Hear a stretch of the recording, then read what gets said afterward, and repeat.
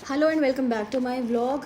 और आज मैंने एक्सरसाइज घर से शुरू की है। तो ये जो एक्सरसाइज है this is the core workout. अगर आपका पेट थोड़ा भी बाहर निकला है और अगर आप ये एक्सरसाइज करोगे तो definitely it will take time of 2 weeks at least to see the changes, but पेट अंदर ज़रूर जाएगा। तो ये एक एक्सरसाइज है जो मैं आपको करके दिखा रही हूँ, जिसके आप 4 सेट्स कर सकते हो और इसमें आप 15 टाइम्स कर सकते हो इसको, all the 4 sets. This is the second exercise जो कि आपको करना है, जो अगेन आपके कोर वर्कआउट में आता है। आपके पेट का हिस्सा और आपके थाइज़ का ये वर्कआउट है। और इसमें अगेन अगर आपका पेट बाहर निकला हुआ है तो आप उसके लिए कर सकते हो। तो मैं जनरली आपको ये करके दिखा रही हूँ। ये कुछ एक्सरसाइजेज हैं जिसको आप घर में कर सकते हो, इसके लिए जिम जाने की कोई ज़रूरत नहीं है। तो जिम नहीं गई थी मैं, तो मैंने ये एक्सरसाइजेज घर में किए हैं आज। और देखो, वर्कआउट के रूटीन में गैप नहीं आना चाहिए। डजेंट मैटर कि आप जिम जाओ, अगर आप नहीं जा रहे हो तो इस तरीके से घर में एक्सरसाइजेस कर सकते हो। आपको आधे घंटे देना है अपनी बॉडी पे और इतना तो हम निकाल ही सकते हैं, बिकॉज आफ्टर ऑल ये आपकी बॉडी है और इसका ध्यान रखना भी आपका काम है। तो this is the third exercise जो कि हम साइड कोर के लिए करते हैं। तो ये मैंने लेफ़्ट एंड राइट दोनों तरफ से ये किया है। तो ये भी आप इजीली घर पे कर सकते हो। एंड देन आफ्टर मैं पीछे पलट जाऊंगी और मैं इस साइड से भी अपना ये एक्सरसाइज कर लूँगी।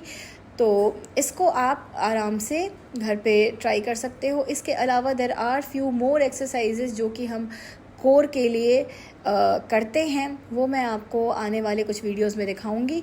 और ये एक्चुअली में वर्कआउट आपके घर पे हो सकता है, पार्क में हो सकता है, और बहुत इम्पॉर्टेंट होता है हमारी बॉडी के लिए वर्किंग आउट। आप घर पे कितना भी काम कर लो, अगर आप एक्सरसाइजेज नहीं कर रहे हो तो आपकी बॉडी की फंक्शनिंग अच्छे से नहीं हो पाएगी और आप खुद भी बहुत अच्छा फील करोगे आफ्टर डूइंग द एक्सरसाइज। तो ये एक लास्ट एक्सरसाइज है, लेग रेज, जिसको हम अगेन कोर वर्कआउट कहते हैं और ये आपके कोर के लिए बहुत अच्छा होता है। तो ये कुछ एक्सरसाइजेज मैंने आपको दिखाए हैं आज, जिसको आप घर पे ट्राई आउट कर सकते हो। And this is very helpful. अगर आपका पेट निकला है तो it will take 1 to 2 weeks का टाइम, आपको चेंजेस दिख जाएंगे। बट इतना ही है कि आपको इसको कंटिन्यू करना पड़ेगा।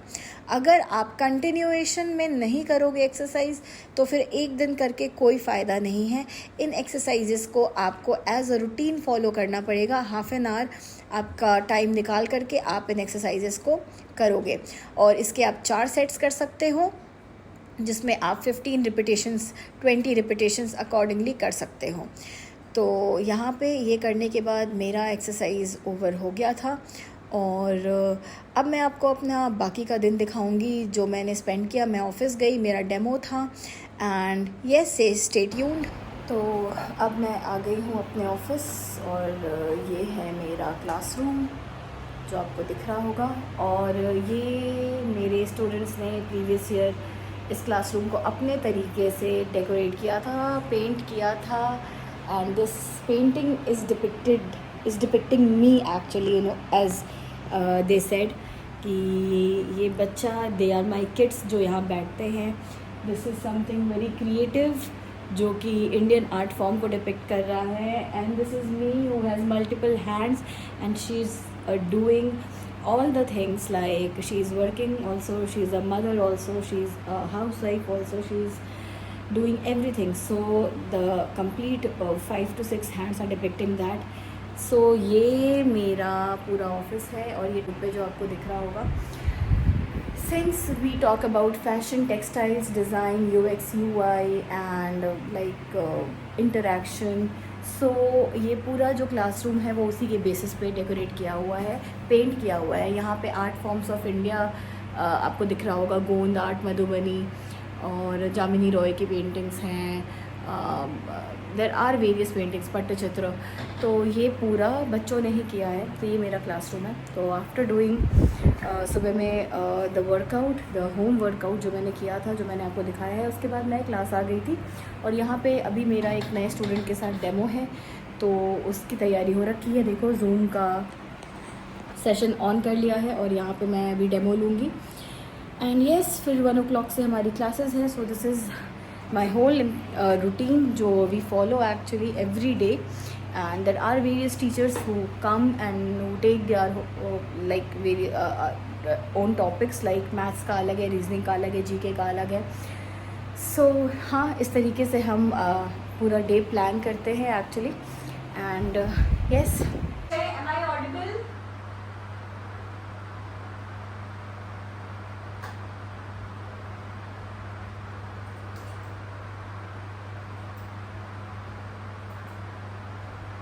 Akshay, am I audible? Yes, I'm audible. Can I see you? No, I am at a public place. What? I am at a public place. Okay, fine. So Akshay किस चीज़ के लिए हो आप? कौन से? Mostly तो MDES के लिए. MDES के लिए हो तो NID के लिए हो, सीड के लिए हो, निफ्ट के लिए हो? मैंने ट्राई तो ये रहेगा तीनों के लिए. तीनों के लिए हो ना? अभी रहता हूँ. सो मेरा डेमो था आज, और हर साल मेरे पास इतने स्टूडेंट्स आते हैं. ऑलमोस्ट मैंने थाउजेंड्स ऑफ स्टूडेंट्स को गाइड किया हुआ है अभी तक. लाइक यूट्यूब की तो मैं बात ही नहीं करी. यूट्यूब को अगर मैं हटा दूँ तो बिसाइड यूट्यूब क्लास में मैंने इतने सारे स्टूडेंट्स को गाइड किया हुआ है. हर तरीके के बच्चे मैंने देखे हैं, और बच्चों को एक ही क्लास में बिठा करके इतने सारे बच्चों को एक टाइम पे देखना, समझाना बहुत इम्पॉर्टेंट है एज अ मेंटोर मेरे लिए. मैंने ऐसे इंस्टीट्यूट्स भी देखे हैं जहाँ पे जो पैसे लेते हैं और बच्चों पे फोकस उनका बिल्कुल भी नहीं है. बच्चे पढ़ रहे हैं, बच्चे नहीं पढ़ रहे हैं, कितने बच्चों का निकला नहीं निकला, ऑल इंडिया एंट्रेंस एग्ज़ाम दे रहे हैं. हर तरीके के लोगों से मिली हूँ मैं, हर तरीके के बच्चों से मिली हूँ मैं. मुझे ऐसा लगता है कि मेरे प्लेस पे अगर कोई है, मैं खुद एक मेंटोर हूँ और ऐसे बहुत सारे मेंटोर्स होंगे, और अगर आपका मेन प्रायोरिटी आपका बच्चा नहीं है, आपका स्टूडेंट नहीं है, तो फिर आपके उस प्रोफेशन के करने का कोई मतलब नहीं बनता. जो बच्चों के करियर के साथ आप खेल लेते हो, जो अगर आप बच्चों पे ध्यान ही नहीं है आपका, अगर वीक बच्चों पे आप ध्यान नहीं दे रहे हो, अगर आप सिर्फ उन बच्चों पे ध्यान दे रहे हो जो कर रहे हैं अच्छा, जिनको आप थोड़ा सा समझाते हो उनको समझ में आ जाता है, बट एक बच्चा वैसा भी है जिससे नहीं हो पा रहा, जिसको नहीं समझ में आ रहा, और एज अ मेंटोर आपने भी अपनी अगर हिम्मत हार ली उस पर, तो फिर उस बच्चे का फ्यूचर क्या होगा.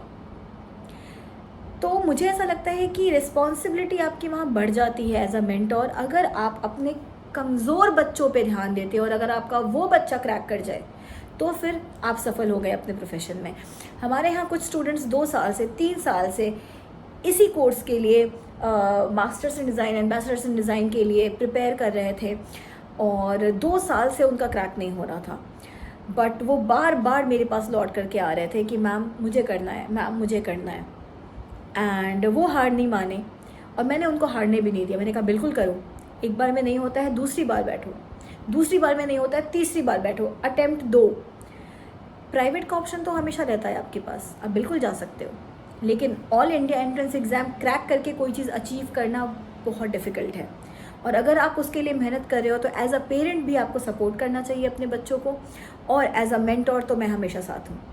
तो मैंने उन बच्चों को भी क्रैक करते देखा है जो 2 साल से नहीं कर रहे थे, और इस साल उन्होंने बहुत अच्छे रैंक के साथ क्रैक किया है. ये शो करता है कि अगर आप किसी चीज़ के पीछे मेहनत करते हो, भागते हो, तो वो आपको ज़रूर मिलती है. इट्स जस्ट दैट कि आपको हिम्मत नहीं हारनी. अगर आपने हिम्मत हार ली तो फिर आपको वो बिल्कुल नहीं मिलेगा जो आपको मिलना चाहिए था.